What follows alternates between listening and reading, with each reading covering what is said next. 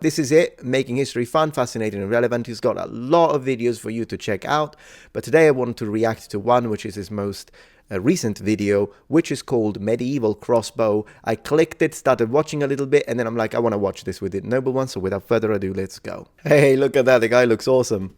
That's a nice pavese right there. Is it French? Hi, my name's Kevin Hicks. Welcome to the History Squad. Now today, we're out on location, one of my favourite shooting spots, the sandpit here. This is great for me because there's a bit of a safety zone around it. Now I brought... Yeah, so you don't shoot someone in the knee by mistake. out the beast. This was gifted to me by a chap called Dave Roberts many years ago down near Southampton. This is a windlass crossbow, a heavyweight crossbow. If I remember correctly, it was over 700 pound draw weight, and I hate it. In fact, when I was at Warwick, I first shot this for Dave because he hated it too. It's a beast.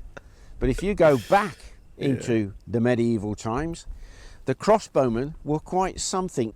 I'm actually dressed as a crossbowman in the service of the King of France. It's very difficult for me as an Englishman to actually do this.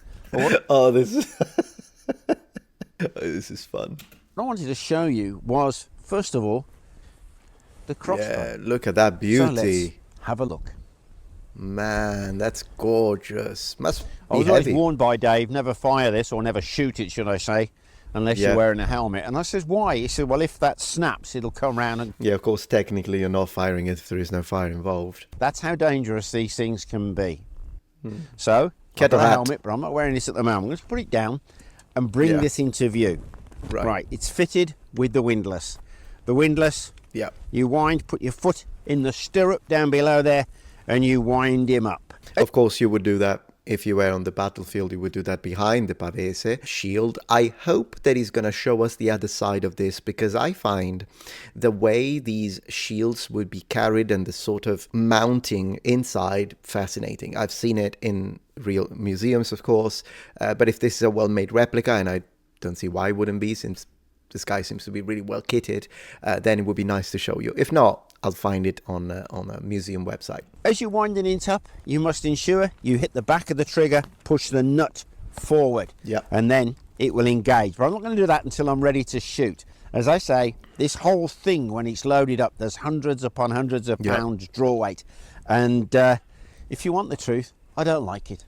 Yeah, it's impossible. Something like this would be impossible to manually load, unless you're like an orc or something. I'd rather shoot a rocket than shoot this, but I'm doing it specially for you. Thank you. So I'm going to unhook the windlass. I bring him down, clip off the hooks, which in itself is awkward. It's not easy. No. There we go. There's one.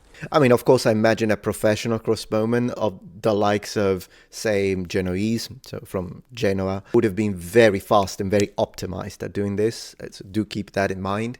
As modern reenactors, we don't have the same level of proficiency and even time, just the time alone dedicated by a professional who does something for a living, and then we that reenact it whenever we can. So if it looks awkward a little bit, that doesn't mean that it translates to how it would have looked. Probably a crossbowman, like professional, would have been like on point. There we go.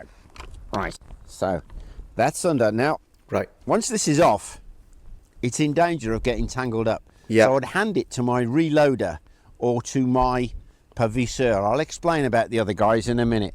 So I'm just going to very gently lay it down, try not to tangle it up, so that I can show you the crossbow itself. That's a beauty. Here it is without the winding mechanism. This is a heavyweight, late medieval crossbow.